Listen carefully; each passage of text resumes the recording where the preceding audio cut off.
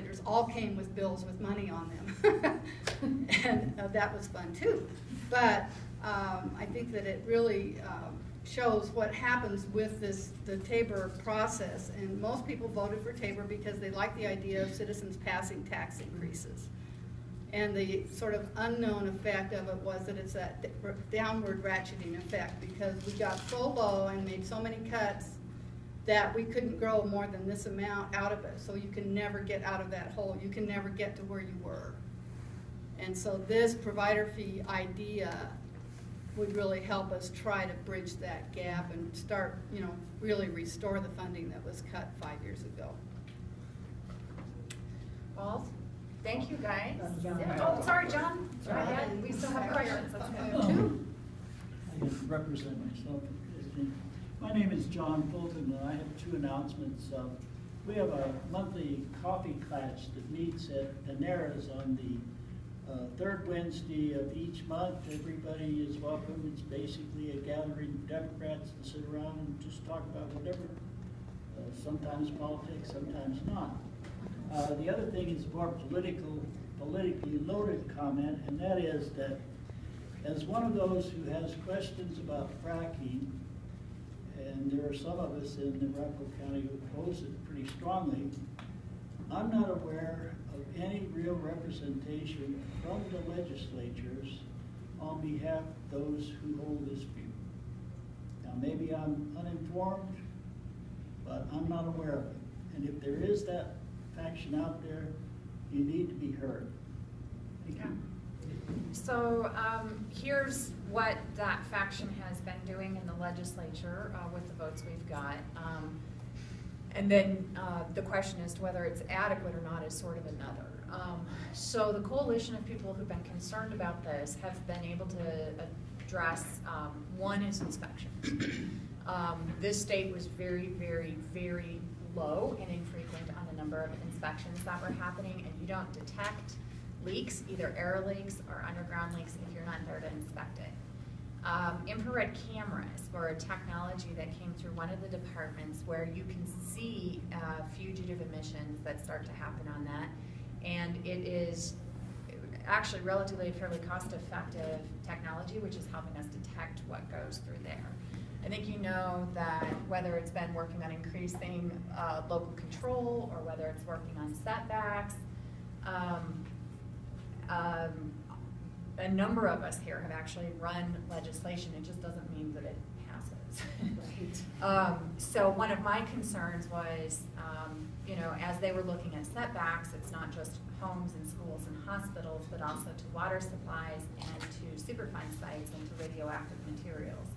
So when we were drilling within a certain proximity of radioactive materials that are near Aurora's drinking water, it's something that has been a concern to me. We looked at, and it passed, and the Senate actually unanimously had bipartisan pass to redo the permitting process so that those who do kind of green completes and take the best practices for how they're going to set this up, that they actually get expedited permits, and it's sort of a reward or a carrot-based system that if you are going to take the time, initiative, and cost to take these extra measures, you basically do expedited permitting. So short version is those things have been introduced, but none of them have had the votes really to get through and pass, other than getting the inspections in, the equipment in. You had probably heard that there was a round of ballot issues that were going to come out for a while, and those got yanked. And so I think what I would say is that there's definitely a strong cluster of legislators who have been pushing to get this through. We've had some limited success through the budget, but for the most part, the standalone bills that have been introduced, they've just been killed. Well, and I've been working on this issue since 2010, 2011, I think, and we feel a lot of frustration out there, but when you look back to where we were in 2010 and where we are now, we have really made quite a bit of progress. The Oil and Gas Conservation Commission has done at least 2 rounds of rulemaking that have really strengthened the setbacks, not as much as some of us would like, but they have addressed that. And 2 years ago, when we had those ballot measures, or maybe it was just a year ago, we were actively working on trying to put a bill together that addressed the local authority and the interface with the state. And I think I mentioned this earlier.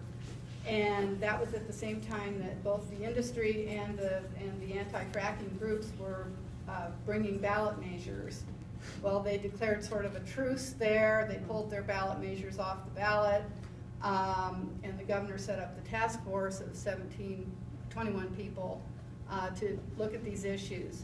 And that's what the rulemaking right now is on 2 of those recommendations that talk about local authority and what steps the companies have to go through in order to get approvals, which is a lot more rigorous than it has been in the past. Now, that's why I'm so interested in hearing what happens at the hearings on the 16th and 17th, is to see how strong they'll be able to make those rules and what they will be focusing on. But I went to one of the open houses or town halls that they had with just local officials, and the one I went to was up in Broomfield.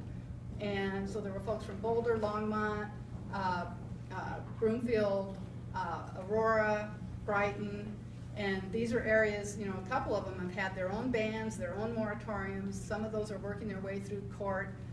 The governor pulled back his lawsuit against, I think it was against Longmont, as a result of this sort of truce that was brought.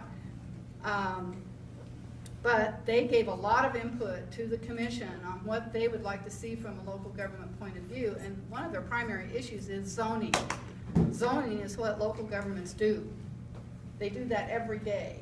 And a lot of them feel as if the siting of a particular oil and gas operation should basically fall into the same rules and regulations that they have for any kind of a manufacturing, industrial project in their cities and towns. We have this whole argument about property rights and whether someone can drill under your land or on your land, whether you want them to or not. So it's trying to bring all these interests together and work so that everyone wins, nobody loses, and at least everyone can live with the outcome. But I'm hopeful that that rulemaking is going to result in something good. I know there's a lot of frustration on the part of folks who just feel we shouldn't be doing it at all, and that we really need to speed up our plan to bridge from where we are now to being fossil fuel free. How fast we get there is really, I think, where we see a lot of the contention. But I am somewhat hopeful, and we still do have the legislative process that we can try to bring things if we don't feel it's enough. But as Senator Morgan Carroll says, you know, there are 100 legislators, and we need 51 of them to pass something. So, you know, it's not all that easy to do, but with your help too, to talk to, if we're not your representative and senator, talk to those who are and let them know how you feel. And this is where I think. Excuse me, I have a 12:30 meeting and I hate to do this, but I have to go, so I'm sorry. I'll see you next month. I'll see you next month. Oh, before I leave, I told you all I'm working on a retirement security bill, so I'm meeting with some financial people and experts, and there's an